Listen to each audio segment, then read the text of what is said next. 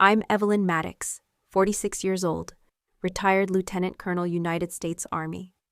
I never thought the last memory I would have of my father would be from behind an iron gate. But sometimes life has a cruel way of reminding you that even the strongest armor can't protect you from the people who should love you the most. The morning of my father's funeral was colder than it should have been. Not because of the weather, but because of the way my family looked at me as if I was a stranger who didn't belong.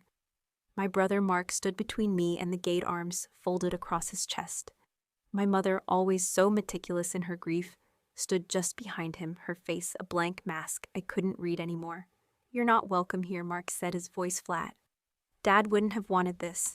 The words cut deeper than any bullet I'd ever taken. And I've taken a few. I didn't speak. I just stood there wearing the simple black dress I thought was appropriate. I didn't come in uniform. I didn't come with medals. I came as a daughter who had already buried too many people to count. But they, my own family, chose to erase me from the last pages of my father's story. I held in my hand the letter my father had written me 2 weeks before he passed. His handwriting shaky but clear. "If I don't make it, I want you to be there. Carry the flag for me." I tried to show them. Mark waved it away without even glancing. My mother kept her eyes on the ground. No room for discussion. No chance for explanation. And so I stood, outside the black iron gates, watching strangers file into the cemetery, each one casting glances that held pity, confusion, sometimes even disdain. No one asked, no one cared. To them, I was just someone who didn't belong. For a moment, I thought about leaving, just turning around, walking away, letting them have their sanitized version of grief. But then I remembered the last thing my father ever said to me in person. "Even if the world turns its back on you, never turn your back on yourself." So I stayed. Minutes passed, maybe hours. Time blurred. My hands grew cold, my heart heavier with every passing second. Then out of nowhere I heard it. The deep rumble of military-grade wheels crunching over gravel. Heads turned. Whispers rippled through the crowd. A military Humvee shining in the morning light rolled to a stop just beyond the outer fence. The doors swung open. And that's when the world shifted. Out stepped General Marcus Hale. I hadn't seen him in over a decade. The last time we stood together, it was in the dust and chaos of Kandahar. I was the one who pulled him from a burning convoy. Back then I was just a captain. Back then I was just a name he barely remembered. But today, he remembered. General Hale didn't hesitate. He didn't ask permission. He didn't wait for protocol. He walked straight through the gathered mourners, straight through the dividing line my family tried to draw between me and the man who raised me. He stopped 2 feet in front of me, and then without fanfare, without cameras, he saluted. "Welcome, ma'am," he said, his voice low but caring. "We've been waiting for you." In that moment, everything froze. My brother's mouth fell open, the color draining from his face. My mother, her hands clenched around her crumpled handkerchief, stumbled back a step. The air itself seemed to still. I didn't speak. I couldn't. For the first time in years, I felt something shift deep inside a part of me that had been locked away, buried under years of silence, betrayal, and disappointment. The general lowered his salute, offered his hand.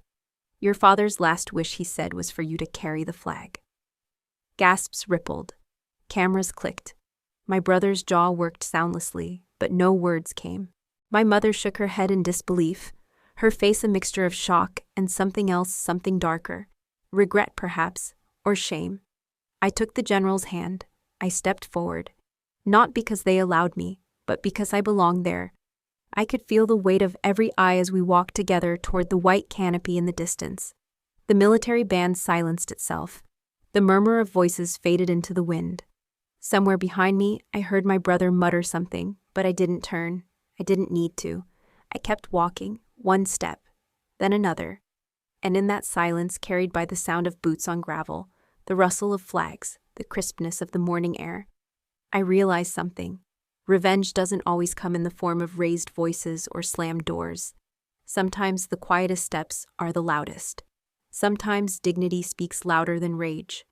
And sometimes the people who try the hardest to erase you are the ones who end up erased from the story that matters most. I am Evelyn Maddox, and that was the moment I took back my name. I wasn't always the outsider. Growing up, I was the youngest of two. My brother Mark was the golden child, the one who always followed the rules, always said the right things, always stayed close to home. I was different. My father used to call me his wild card. My mother, though she had other names for me, she wanted a second son. She used to tell me that half joking, half true. "You were supposed to be my strong boy," she'd say with a laugh, ruffling my hair. But when I cut my hair short at 13, when I beat half the boys in our neighborhood at track meets and handball, the laughter stopped. I became something else in her eyes, something disappointing. I never fit the mold they carved out for me. I didn't want the dresses. I didn't want the polite tea parties or the endless charm school lessons. I wanted freedom. I wanted the smell of the woods after rain, the rush of wind on my face, the thrill of pushing limits. Dad understood that part of me. He saw it early. He was the first one who taught me how to tie a proper knot, how to read a compass, how to shoot straight. He said I reminded him of the soldiers he'd served, with steady hands, sharp eyes, restless hearts. He never tried to force me into someone else's skin. But my mother, she never let it go. Not even after I graduated top of my class. Not even after I joined ROTC, earned my commission, and started climbing ranks most men never dreamed of reaching. Every phone call home was another reminder that I was still her mistake in a uniform. "When are you going to settle down?" she'd ask. "When will you be a real woman?" And Mark, he was the shadow that followed me, the perfect son, the one who stayed, the one who judged. We were never close, not truly, not in the way siblings should be. There was always a wall between us, built brick by brick over decades of misunderstandings, resentment, and unspoken words. It wasn't any one moment that broke us. It was 1,000 small cuts. The Christmas they forgot to invite me. The family reunion where my name wasn't on the list. The way my mother would beam at Mark's job promotions, his marriage, his children, but change the subject the moment I mentioned a deployment, a medal, a sacrifice. I learned to stop talking. I learned that some families don't disown you with words, they do it with silence. But Dad never gave up on me. Even in the last year when cancer stole his strength piece by piece, he still made time to call me, to write me. His letters were short but full of life. He never once told me to quit. Never once asked me to change. He just said, "Keep going, kiddo. Make me proud." That's what brought me to that gate. Not to impress them, not to prove anything, but because one man, one voice still believed I belonged. I can still hear him, sitting on the porch polishing his old boots, looking out at the fields. One day, Eve, he'd say, "People will try to tell you who you are. Don't let them. You hold on to yourself." I held on to that. And on the day they locked me out of his funeral, I held on to it harder than ever. I still remember the first time I put on the uniform. It wasn't about glory. It wasn't about medals or recognition. It was about becoming something more than the labels my family pinned on me. The day I raised my right hand and took the oath, I felt something shift, something anchored deep inside me. For the first time in my life, I felt like I belonged somewhere. The Army became my home. I threw myself into every challenge. I wasn't the strongest, I wasn't the fastest, but I was relentless. I learned early that success in the military wasn't about being loud. It was about being steady, being someone others could count on when everything else fell apart. My first deployment was rough. Afghanistan, a place that strips you down to the bare bones of who you are. I served alongside men and women who became my brothers and sisters, bonded not by blood, but by the quiet understanding that we might not all come back. I don't talk about the firefights. I don't talk about the nights we dug in and prayed the sun would rise. But I do talk about the day I saved Sergeant Dyer's life. The convoy had hit an IED, chaos everywhere. Smoke screams, shrapnel. Dyer was pinned under twisted metal, losing blood fast. The others hesitated. Shell shock is real, and it paralyzes the best of us. But I moved. Not because I wasn't scared, God knows I was, but because someone had to. I dragged him out while bullets tore through the air around us. I carried him on my back 1/2 mile to the extraction point. My uniform soaked in blood, his and mine. They gave me a medal for that. A shiny piece of metal that caught the light, but meant far less to me than the moment Dyer opened his eyes days later in a hospital bed and whispered, "Thank you." That was enough. But when I came home, I was still just Evelyn. To my family, none of it mattered. Not the medals, not the commendations, not the sleepless nights or the scars, both visible and buried deep. At the dinner table, they asked how Mark's real estate business was doing.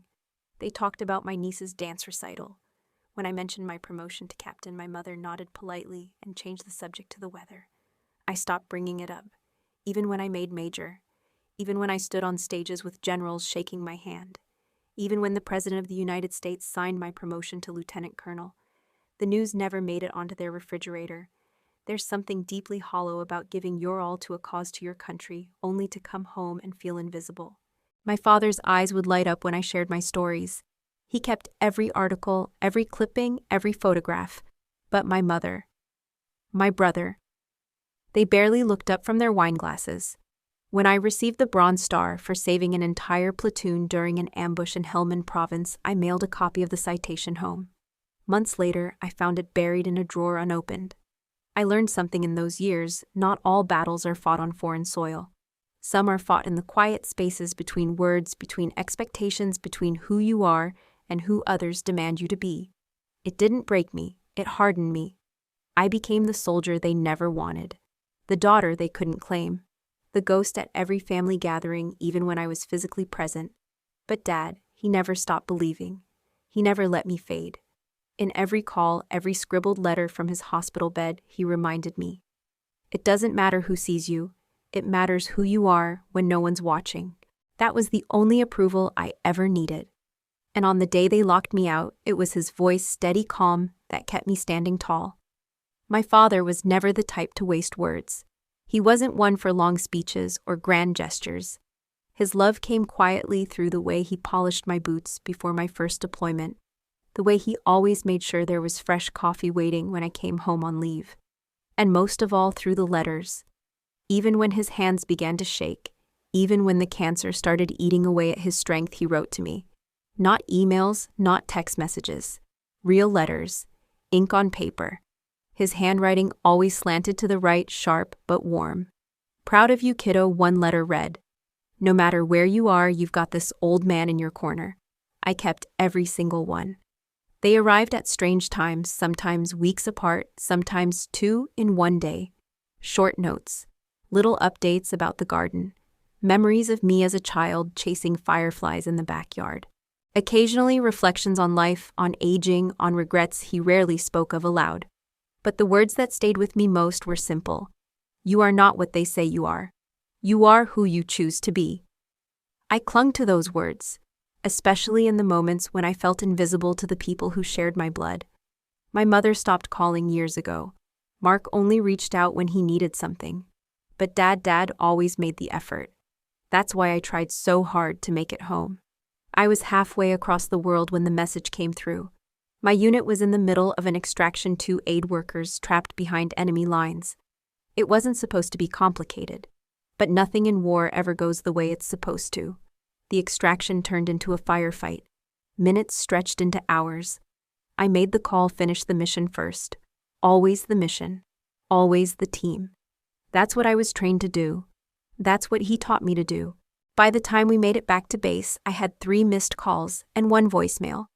I don't remember the exact words. I just remember the sound of my brother's voice, tight and flat. Dad's gone. I flew back the next day. 18 hours in the air, wearing the same dust-covered uniform I'd fought in the night before. But I was too late. I didn't get to say goodbye. The last letter arrived 2 days after the funeral date was announced. The envelope was thin. The handwriting shakier than usual. I could tell he knew the end was near.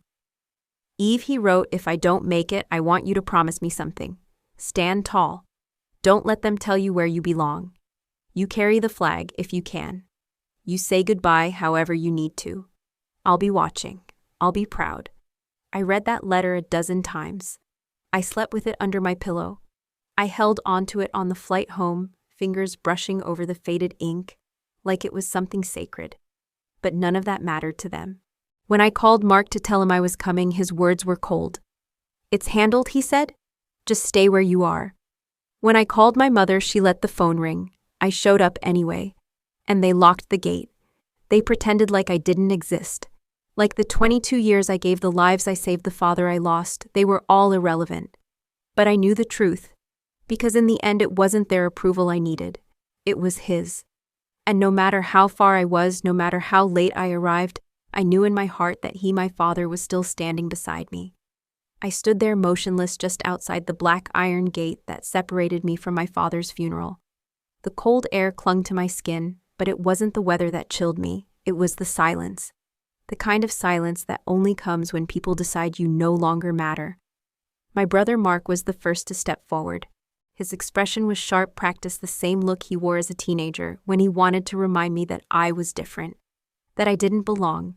"You shouldn't be here," he said, his voice barely above a whisper, but laced with enough venom to draw blood.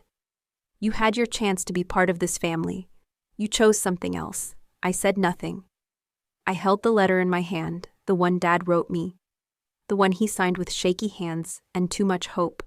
I raised it slightly, my fingers trembling, not from fear, but from restraint.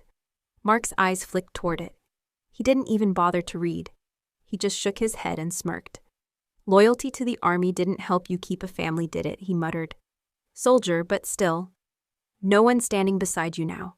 I could feel the heat rise in my chest, but I swallowed it. The Evelyn from years ago, before the desert, before the battlefield, she might have screamed, might have lashed out.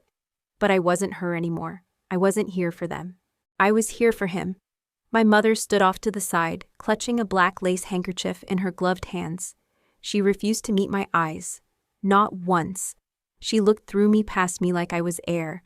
Like I was nothing more than an inconvenience she had to endure on this most inconvenient day. I tried. For a brief moment, I tried. "Mom," I said quietly. "Dad asked for me. I have his letter. Please." She shook her head without lifting her gaze. "It's not appropriate," she murmured. "Just leave it alone, Evelyn. Let us have this day. Let them have this day." The words echoed in my mind. I had crossed oceans, fought battles they would never understand, held men dying in my arms, survived ambushes, desert heat, sleepless nights. And yet the one battle I could never win was this being enough for them. People began to arrive. I heard polite laughter, the rustle of expensive coats, the snapping of umbrellas as mourners moved through the gate. Some looked at me with polite curiosity, others with thinly veiled disapproval. But no one stopped. No one asked. I adjusted the collar of my coat. My hands curled into fists inside my pockets. Somewhere a bell tolled once, twice, marking the hour. The ceremony would begin soon. Mark's voice cut through again this time, lower, meaner. "You should have stayed wherever you were," he said. "Funny how you can lead troops into war but can't even hold a family together." I held my ground. I looked him in the eye. It wasn't my family to hold. The words came out steady, almost soft, but I saw the flicker in his expression. For the first time, something shifted behind his eyes. But it didn't matter. Not yet. The gate remained closed. The mourners kept coming, and I remained on the outside where they'd decided I belonged. I don't know how long I stood there after Mark's words, after my mother's refusal to meet my eyes. Time felt strange, both too fast and painfully slow, like the way seconds stretch in the quiet moments before a firefight. I reached into the inside pocket of my coat and pulled out the letter. The edges were worn soft from being folded and unfolded too many times. The paper, once crisp, now bore the faint stains of fingers that held it too tightly on too many sleepless nights. The ink was smudged in places, but the words, they were still there. Every word written by the only person in this world who ever truly saw me for who I was. I held it out. "Dad wanted me here," I said softly, barely more than a breath. "He wrote this just 2 weeks ago. He asked me to carry the flag." Mark scoffed. "That's not his handwriting," he said without even looking. "And even if it was, it doesn't matter. This isn't about you." I turned to my mother one last time. "Please," I whispered. She shifted her weight, her lips pressed into a thin line. Her hands tightened around that same black handkerchief she'd been twisting since I arrived. I thought maybe for a moment that she might say something, that some piece of her might remember the nights she sat by my bedside when I was sick, or the way Dad used to call me his fighter. But she shook her head, slow, deliberate, without a trace of warmth. "This is not the time, Evelyn," she said. "Not everything has to be about your military life. Just let us grieve in peace. Grieve in peace." As if I hadn't been grieving since the moment I got that voicemail. As if I hadn't carried this ache across continents just to stand here and say goodbye. I felt the weight of the letter in my hand, like it was made of stone. My fingers trembled slightly. I could hear the sound of distant voices behind the gate, the soft hum of conversation, the shuffle of polished shoes on gravel. Somewhere the minister was preparing his notes. Somewhere a folded flag waited. But I wasn't allowed in. I could have forced the issue. I could have raised my voice, demanded my place. But the soldier in me, the one my father taught to stand tall even under fire, knew better. Some battles aren't worth fighting with fists. Some are fought by standing still. So I lowered the letter. I didn't tear it. I didn't throw it away. I folded it carefully with steady hands and tucked it back into my pocket where it belonged, close to my heart, where no one could take it from me. And then I stood. I stood the way I'd stood on too many desert nights, waiting for orders that might never come. I stood the way I had outside briefing tents, outside operating rooms, outside places where life and death hung in fragile balance. My feet planted, my spine straight. No one noticed. A few mourners passed by, their eyes darting toward me, then away. Some with confusion, others with polite indifference. No one asked who I was. No one questioned why I wasn't inside. That was the thing about civilian life. The uniform disappears, and with it the identity. You become just another face in the crowd, just another mistake in someone else's story. But I wasn't here for them. I was here for the man who raised me. The man who taught me to shoot straight and speak the truth. The man who believed in me when no one else did. I was here because I made him a promise when I was 12 years old, standing by his side as he folded the American flag in our backyard. I told him I would never let him stand alone. And I didn't intend to start now, so I waited. I waited in the cold, in the quiet, in the stillness of a life that had pushed me to its edges. I waited not because they let me, but because I chose to. Because some farewells are too important to miss, even if the door stays closed. I could feel their eyes long before I heard their words. The guests began to arrive in greater numbers, men in stiff suits, women in pressed dresses, faces I barely recognized from childhood birthdays or distant family reunions. Some I hadn't seen in 20 years, some I'd never seen at all, but they all looked at me the same way. A few glanced over politely, their expressions curious but blank, as if trying to place me. Others avoided my eyes entirely, quickening their steps toward the safety of the open gate. No one smiled. No one stopped.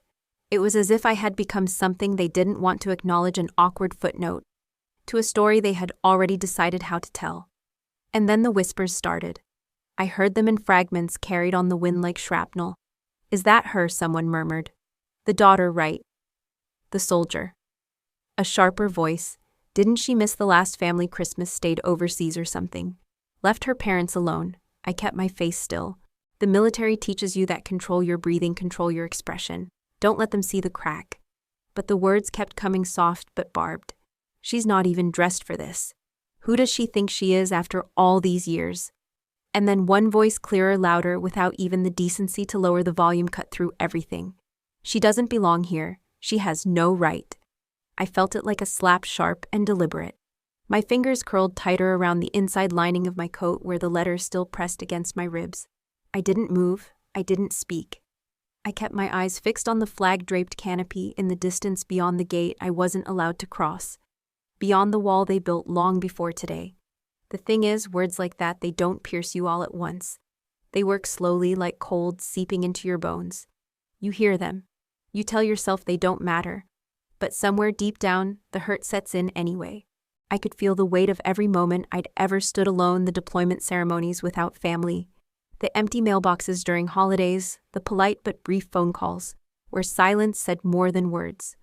I knew exactly where I stood in their world. And still I stood. Somewhere nearby, a car door slammed. More footsteps crunched on gravel. The voices blurred together into a soft hum of indifference. A woman I vaguely remembered, maybe a cousin, maybe just another well-dressed stranger, passed close enough to brush my sleeve. She didn't look at me, but I heard her whisper to the man beside her. Why would she even show up after everything? I almost smiled at that. After everything. As if my absence had been selfish. As if every year I spent chasing sandstorms and saving lives on foreign soil had been some childish rebellion. As if my sacrifices, quiet, unspoken, unseen, were somehow less worthy than their curated, polished grief. I could have said something. I could have spoken every truth they refused to face. But instead I let the words fall. Let them scatter. Let them drift into the same emptiness they had built between us. Because this wasn't about them. It wasn't even about me. It was about a promise. And promises I've learned don't break just because people do. So I adjusted my stance, I lifted my chin, and I waited. Not because I was welcome, but because I refused to be erased. I don't know why I checked my phone. It was pure habit. A soldier's reflex, always aware, always scanning. Even standing outside my own father's funeral, locked out by the people who shared my blood, I still checked. And that's when I saw it, a single message glowing on the screen, a name I hadn't thought of in years. Cal Foster. We served together once years ago. He'd been one of Dad's oldest friends too, a bond forged in trenches and desert winds. He was the kind of man who remembered birthdays, who sent handwritten notes on Veterans Day, who still believed in the old codes of loyalty and honor. The message was simple, just one line. Call me when you can. It's about your dad. My heart shifted tight, sharp. I stepped back from the gate far enough that the others wouldn't hear and pressed the call button. It rang twice before Cal's voice, heavy with something I couldn't place, came through. "Eve," he said, and the sound of my name almost undid me. No judgment, no coldness, just kindness. "Cal," I whispered. "What is it?" He hesitated. I heard the rustle of wind in the background, the soft clink of a coffee mug. Then quietly, he said, "I wanted you to know. Your father tried to reach you, right before he passed. He wrote more than one letter. He asked to see you." I closed my eyes. I know I said, voice brittle. I got one. Just after. There was a pause. "No, Eve," he said gently. "There were more. He told me he wrote to you again. Called your house. Asked Mark to help arrange a visit. Said he wanted to see you, needed to see you." The world tilted slightly. I steadied myself against the cold iron bars, breath catching in my throat. "Are you saying they never told me I asked, though? Deep down, I already knew." Cal exhaled. "I don't want to cause trouble, but your father, he was worried. He said something felt off. He wanted you to know that no matter what happened, he was proud. He wanted you there." Something in me cracked. The pieces clicked into place with brutal clarity, the unanswered calls, the silence from home in those final weeks. The way Mark's voice had been so cold, so rehearsed when he told me Dad was gone. The quiet cruelty of exclusion wasn't accidental. It was deliberate. They didn't just forget me, they erased me. I barely remember what I said to Cal. Something polite.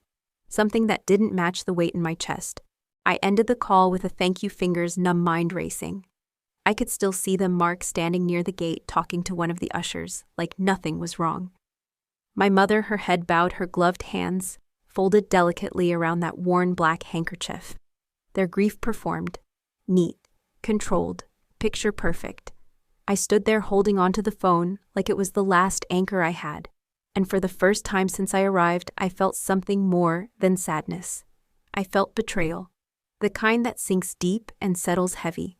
The kind that doesn't shout, it simmers quiet and sharp.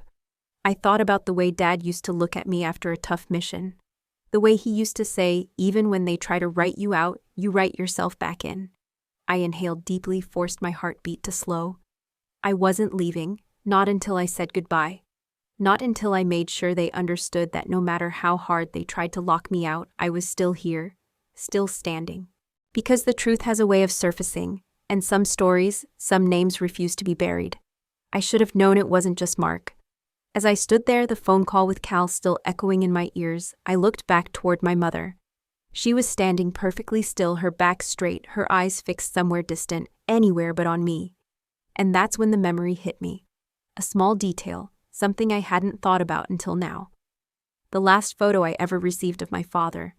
It was sent weeks before he passed. A picture of him sitting in his favorite chair on the back porch, the sunlight casting long shadows over his face.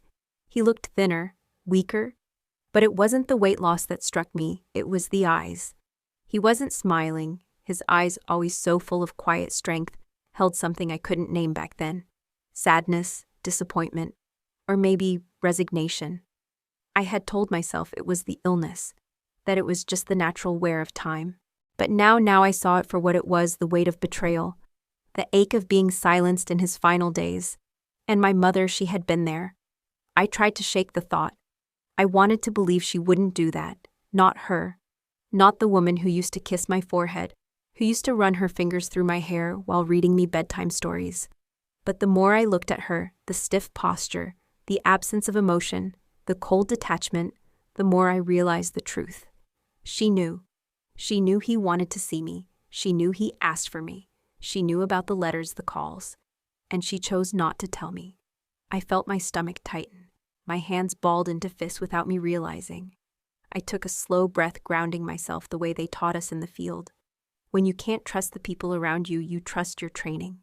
In war, betrayal comes from the enemy. At home, sometimes it comes from those who share your blood. I remembered something else then, something smaller, something almost buried. I was 15. We'd had a fight, my mother and I. She had found my ROTC pamphlet tucked under my mattress and lost her temper. "You're not a soldier," she hissed. "You're not meant for that world." Dad had pulled me aside later after she cooled down. He didn't say much, he never did, but I remember the way he looked at me. That same sadness, that same quiet disappointment. Even then he knew. I think a part of him had been fighting for me all along. Not just against the cancer, but against the way they erased me in small, careful steps. Year after year, word after word. I looked back at her now, this woman who bore me, who raised me, who somewhere along the way decided I wasn't the daughter she wanted. And for the first time, I didn't feel anger. I felt pity. Because whatever cold calculation led her to choose appearances over truth, control over love, it had cost her far more than it cost me. She lost the only man who ever saw both of us clearly. The wind picked up. A loose leaf skittered across the gravel at my feet. The sound of distant voices blurred as more guests arrived, their polished shoes crunching on stone. I stood still, watching her as she clutched that black handkerchief like it was her last defense against the world. And I knew that forgiveness wasn't something she would ask for. And I wasn't sure I would offer it even if she did. But I also knew this: whatever role she played in silencing my father's last wishes, it wouldn't keep me from saying goodbye. It wouldn't keep me from standing my ground. Because sometimes the hardest battles aren't fought with bullets. They're fought in silence. In the quiet refusal to back down, even when you're standing alone. And I had stood alone before. I could do it again. I don't know what made me look up just then. Maybe it was the change in the air, the way the low murmur of the crowd shifted, or maybe the way the wind moved through the trees like it was carrying something unseen. But I lifted my eyes, and that's when I saw them. A small group of soldiers. Young, barely older than 20. Fresh uniforms, clean shoes. Eyes that held a kind of restlessness I recognized immediately. They were standing near the far edge of the cemetery, close enough to see the ceremony, but far enough to be overlooked by most. They weren't family. They weren't part of the polished assembly of mourners in tailored black. They were there for the same reason I was: respect. Quiet remembrance. And then one of them looked at me. It happened fast. Just a flicker of recognition, the way his eyes caught mine, and something shifted in his expression. He nudged the one beside him. A second glance, then a third. I felt the weight of it instantly. The way they stood a little straighter. The way they adjusted their posture, not out of obligation, but out of something deeper. They knew me. Not from the newspapers, not from photographs, but from somewhere real. Somewhere harsh and hot and far away. I could see it in their faces, that quiet understanding that only comes from sharing the same dirt, the same fear, the same thin line between life and death. One of them, a tall boy with sharp features and nervous hands, stepped forward half an inch. He didn't speak. He didn't smile. He simply lifted his chin slightly and gave me the smallest, almost imperceptible nod. I returned it. No words passed between us. None were needed. For a moment, the noise of the funeral, the carefully arranged grief, the rehearsed sadness faded. And it was just us, soldiers, strangers bound by something stronger than family. One by one, they lowered their heads. A silent salute in everything but form. No one else noticed. No one else cared. But I did. I stood a little taller, my spine locked into place the way it always did before a mission, my heart steady, my breath slow. I wasn't invisible, not to them. They remembered. And in that small stolen moment, I remembered too. I remembered who I was beyond the cold stares and the whispered words. Beyond the gates they tried to lock. I was still a leader, still a fighter, still the woman who had pulled men from burning wreckage, who had carried wounded soldiers across minefields, who had bled so others could live. And even if my family refused to see it, even if they chose to pretend I didn't exist, there were those who remembered. I felt something loosen in my chest. Not forgiveness, not peace, but resolve. I belonged. Not because of a name, not because of blood, but because I had earned it. The young soldiers stayed where they were. They didn't approach. They didn't need to. Their silent respect was louder than any applause, stronger than any false apology. And as I stood there, hands tucked in my coat, eyes fixed on the flag waving softly in the breeze, I realized something simple. The ones who matter will always know, and the rest, the ones who erase you, who rewrite the past to suit their comfort, they lose the right to define you the moment they turn away. I exhaled. I nodded once more to the soldiers, and I kept standing, because some battles are fought without weapons, and sometimes dignity is the sharpest blade of all. I heard the engine before I saw it. A low rumble, steady and distinct, the unmistakable sound of military wheels on gravel. My breath caught without warning. The small group of soldiers at the far edge of the cemetery straightened instinctively, their heads turning in unison. Murmurs rippled through the crowd like the first stir of a rising storm. I stayed where I was, rooted, still. The Humvee came into view, its dark green frame gleaming under the thin gray light of the morning. The funeral had already begun. The minister's voice, soft and practiced, drifted through the cold air, but the arrival of that vehicle pulled every pair of eyes away from the flag, away from the carefully rehearsed sorrow, and towards something unexpected. The doors opened, and when he stepped out, the air shifted. General Marcus Hale. I hadn't seen him in years. Not since Kandahar. Not since the day I pulled him from twisted metal, while enemy fire tore through the sky. We'd shared barely a handful of words since then. Just nods, just mutual understanding. Soldiers don't always need stories to stay connected. Sometimes survival is the story. I watched frozen as he adjusted his gloves, his sharp eyes sweeping the field before locking onto me. I felt the weight of every stare around me as he moved, calm, unhurried, like the chaos of the world couldn't touch him. His boots crunched the gravel as he crossed the distance between the gate and where I stood, not toward the podium, not toward the polished rows of dignitaries, toward me. I felt Mark's breath hitch. I heard my mother's soft gasp. The whispering spread confused and rapid, but I barely noticed. My eyes stayed fixed on him. My heart stayed impossibly still. He stopped in front of me. For a moment, we simply looked at each other. The last time I'd seen those eyes, they'd been filled with smoke, fear, and blood. Now they held something softer, something that caught in my throat. Without a word, he raised his hand, and he saluted. The world narrowed to that single moment. To the sound of the wind, the soft rustle of flags, the stunned silence around us. "Welcome, Mom," he said quietly. "We've been waiting for you." My hands shook, just slightly, just enough to remind me I was still human. He lowered his hand and offered me something small, wrapped in white gloves, the flag. Not the ceremonial flag resting on the casket. This one was smaller, folded tight, precise, the kind that lives in breast pockets or bedside drawers. The kind soldiers carry not because they're told to, but because they choose to. "My orders," he said softly. "From your father." I blinked, swallowing the burn in my eyes. He told you." Hale gave the smallest nod. Direct words. If she comes, she carries the flag.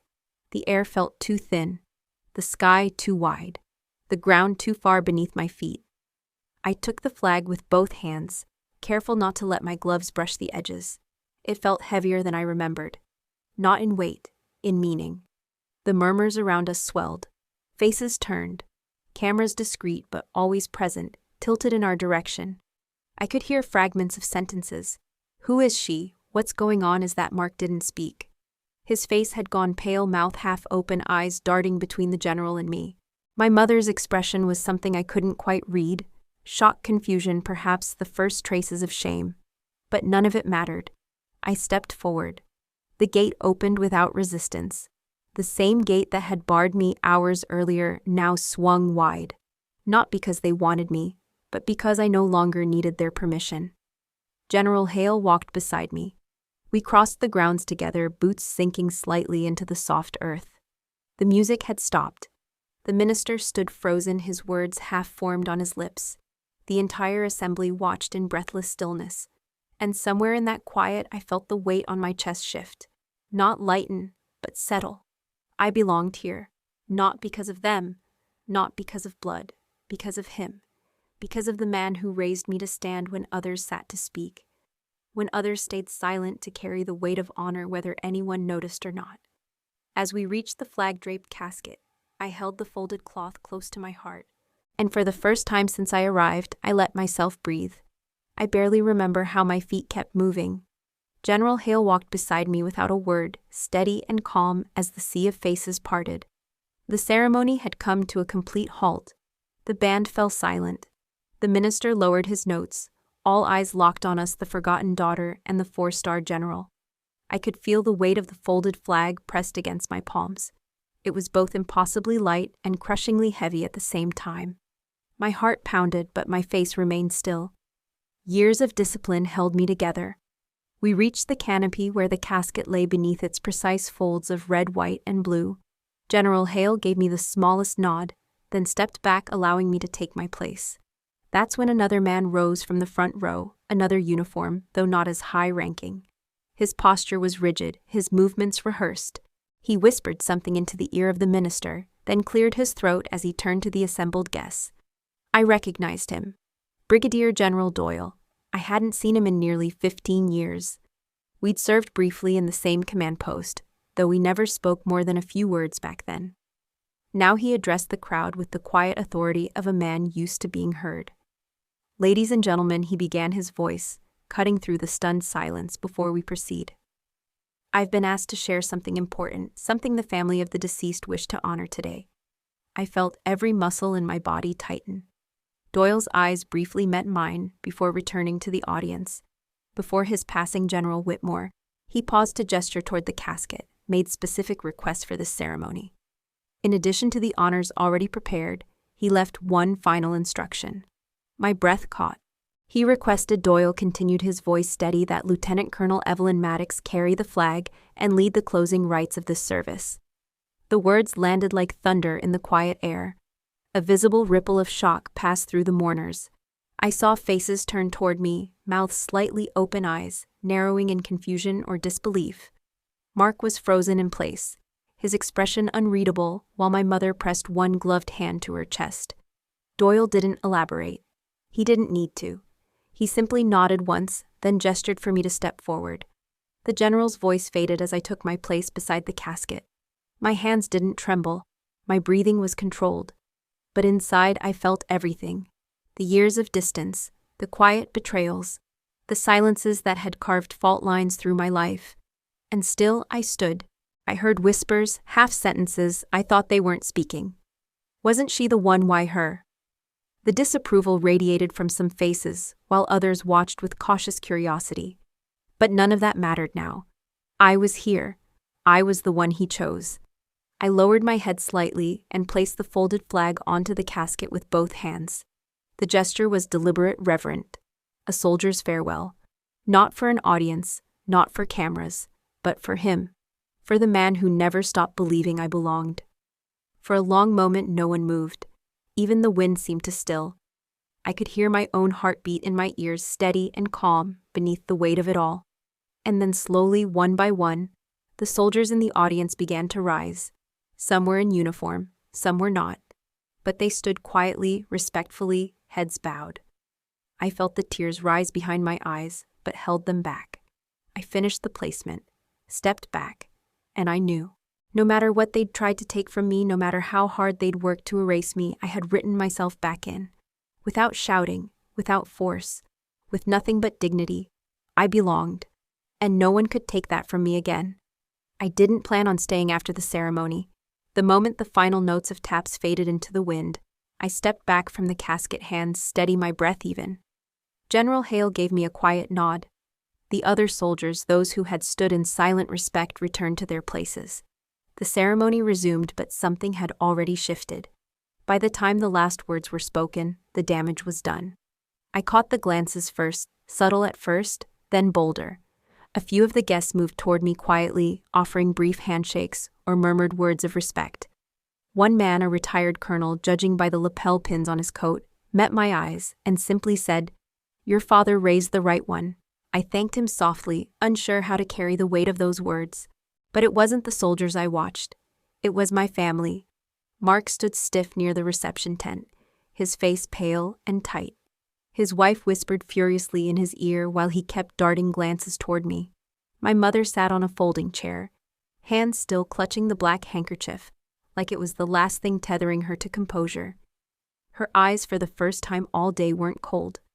They were hollow. I heard it in fragments. Can you believe it? After everything she did for this country, her own family, shameful. Someone had recorded the moment Hale saluted me. I knew it before I even saw the raised phones, the quiet clicking of cameras tucked discreetly into pockets and purses. The image was already traveling, spreading across social feeds, text threads, emails, and with it the story they had tried so hard to suppress. They hadn't just excluded me from my father's farewell. They had done it publicly, openly, and the world was watching. I caught sight of a local reporter from the city paper. His pen moved fast across a small notepad. He hadn't been there for me, he was there for the name of a general, for a distinguished military send-off. But now his focus had shifted. The headlines wrote themselves. The whispers grew. Some shook their heads. Some openly stared. Some former service members, old men in worn uniforms, crossed the distance to stand quietly near me, their presence saying what words didn't need to. I didn't bask in it. I didn't gloat. The truth didn't need my voice. It carried itself. I met my brother's eyes once, just once, across the gravel. His face broke just slightly. The mask cracked. I couldn't read everything in his expression, but I saw enough confusion, regret, something dangerously close to shame. I let the silence between us stand. Because sometimes the loudest justice is the one you don't speak aloud. I wasn't looking for them when they came. The ceremony had ended. People were slowly drifting away, voices hushed, footsteps softened by the weight of what they'd witnessed. The breeze had picked up, scattering a few fallen leaves across the gravel. I stood near the tree line, my hands resting over the folded flag against my chest, when I heard footsteps behind me. I didn't turn immediately. I knew who it was before I saw his face. Evelyn, Mark said quietly. His voice was different. Gone was the edge, the bitterness, the sharpness he'd carried like armor all morning. What remained was something softer, uneasy, almost unfamiliar. I turned. He looked smaller somehow, the same suit, the same careful haircut. But something in him had broken. I could see it in the way his eyes avoided mine, in the way his hands fidgeted like he wasn't sure what to do with them. For a moment neither of us spoke. Then he cleared his throat. I didn't know, he said, voice barely above a whisper. About Dad. About the letters. About the flag. I kept my expression calm, neutral. I wasn't here to punish him, but I wasn't about to rescue him either. He swallowed hard. I thought I was protecting him, protecting us. I didn't think it mattered anymore. I didn't think you'd... His words faltered. I'm sorry, he said finally, and it sounded real. Fragile. I'm sorry, Eve. I looked past him for a moment toward the clearing, where our mother sat alone on a folding chair, her face buried in her hands. From this distance, I couldn't hear her, but the tremor in her shoulders told me everything. The woman who once told me I didn't belong was breaking apart piece by piece. I shifted my gaze back to Mark. The apology hung between us, brittle as glass. I forgive you, I said softly, but that doesn't mean we're the same. He blinked. I didn't say it to wound him. I said it because it was true. Some things don't return to what they were. Some fractures aren't meant to be repaired. They're meant to be acknowledged, accepted. His eyes fell. He gave the smallest nod, then stepped back without another word. I let him go. I let all of it go, the need for validation, for reconciliation, for the family. That never quite held me the way it should. I carried the flag. I carried the memory. I carried myself. And in that moment, that was enough. The will was read 3 days after the funeral. I didn't plan on attending. Truthfully, I was ready to let the last pieces of that old life fade quietly, the way leaves fall without sound. But then the lawyer called, insistent, polite, and something told me I should go. The room was small, tucked inside a bland office building. Mark sat stiffly at one end of the table, his wife perched beside him, her eyes red-rimmed but cold. My mother sat near the window, hands folded tightly in her lap. She didn't look at me when I entered. She never did. The reading was brief, straightforward. My father had left the house to me. I felt the words land before they fully sank in. That house, the place where I learned to ride a bike, where he taught me to shoot, where I whispered my first promise to serve, was mine. Mark's head snapped up. His mouth opened then closed again. My mother exhaled sharply, her fingers tightening over her knees. It was quiet for a long time. Finally, Mark cleared his throat. "Evelyn," he said, carefully measured. "Like always, we were hoping, Mom and I. We were hoping to keep the house. For family, for tradition." His voice barely masked the expectation I would do what I always did. I would yield, step aside. But something in me had changed. I looked at him, at both of them, and for the first time I didn't feel the pull of old loyalties. I didn't feel the ache of needing to belong. "I won't be keeping the house," I said calmly. My mother's eyes flickered up, surprise cutting through her exhaustion. "I'm donating it," I continued, "to Veterans Haven. They'll turn it into a shelter, a place for those who need it more than we do." The words came easily, steady, certain. Mark's face twisted, part shock, part disbelief. My mother inhaled sharply, her lips parting like she wanted to speak, but no words came. I didn't need them to understand. Dad would have. That house wasn't just walls and memory, it was legacy. And legacies aren't meant to gather dust. They're meant to lift others. I stood. The lawyer nodded respectfully. I turned toward the door without another glance back. I walked away not because I had to, but because it was time. The ceremony was quiet. No cameras, no headlines, just a handful of worn uniforms, weathered faces, and the quiet dignity of those who've seen too much to waste words. The old house looked different already. The overgrown hedges trimmed, the peeling paint softened by fresh coats of white. A new sign out front, Whitmore House, a haven for veterans. I stood near the porch, hands tucked in my coat pockets, watching as volunteers carried boxes through the front door. Some were strangers, some were old friends, brothers and sisters from tours past, faces I hadn't seen in years, and then soft laughter. A little girl, no older than 6, darted past me, chasing a worn soccer ball. Her father, a man I vaguely remembered from a base years ago, called after her, smiling. Life, real life, growing again from ashes. One by one they came to me. Handshakes, quiet hugs. A woman who'd lost her husband in Iraq squeezed my arm gently and whispered, "Thank you." I didn't need thanks. I needed this. A purpose beyond the fight. A home built not for bloodlines, but for healing. At one point, I felt an arm around my shoulders, strong, familiar. General Hale. He didn't say much. He didn't have to. Just a nod. Just the kind of presence that tells you you're not as alone as you think. I let myself breathe. I let myself smile. The dedication ended without ceremony. People stayed, talked, shared stories. No one asked about the family who hadn't come. No one mentioned the scandal or the whispers that still echoed in distant corners. Because here, none of that mattered. Here, the only thing that mattered was the next chapter. As the sun dipped lower, I stepped away from the porch and found the old oak tree out back, the one where Dad taught me how to tie my first knot. I pulled the patch from my pocket, the one he'd sewn himself, and buried it at the base of the roots. A quiet goodbye, a quiet beginning. And as I walked back toward the laughter, the lights, the hum of new voices filling the house, I felt something I hadn't felt in a long time. Home. The cemetery was almost empty by the time I returned. The wind had softened. The sky stretched wide and open, the sun dipping low behind soft clouds. I stood alone before the simple gray headstone, his name carved cleanly into the stone, nothing grand, nothing excessive. Just his name, his service. The years he gave and the years he lived. I didn't cry. I didn't need to. I placed my hand gently against the cool surface, tracing the letters, the way I used to trace the worn maps on his study desk when I was a child. I remembered the way his voice sounded when he said my name. The way his hand felt steady on my shoulder when the world felt too heavy. "Hi, Dad," I whispered. The The words caught in my throat not because they hurt, but because they mattered.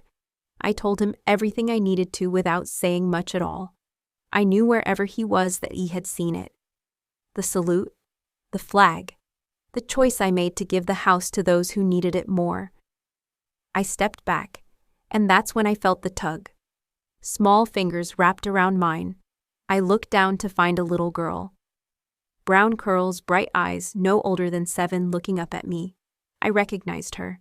She'd been at the house dedication earlier, giggling as she chased her soccer ball across the lawn.